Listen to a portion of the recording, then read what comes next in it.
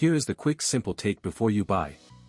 What's up everyone, today we're looking at a product worth your attention. Are you tired of constantly replacing ink cartridges in your printer? What a waste of time and money. The Epson Ecotank Et-2800 Wireless Color All-in-One is here to change that.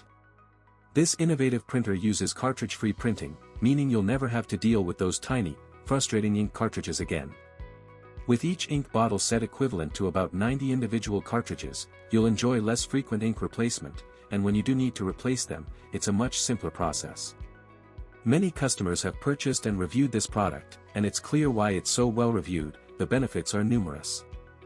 For one, the lack of cartridge waste is a huge advantage, not just for your wallet, but for the environment as well.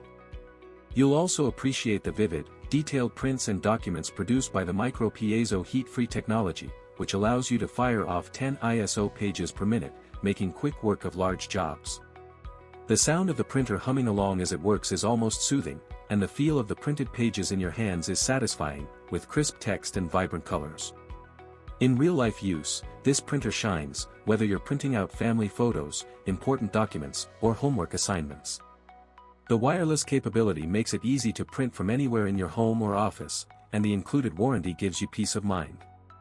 With up to 2 years of ink in the box, you'll have fewer out-of-ink frustrations, and when you do need to replace the ink, the process is easy and mess-free.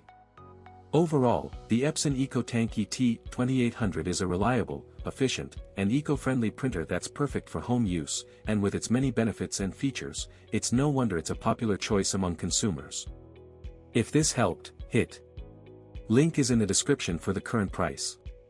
If this review helped, please like the video, subscribe for more honest reviews, and share it if you liked the video.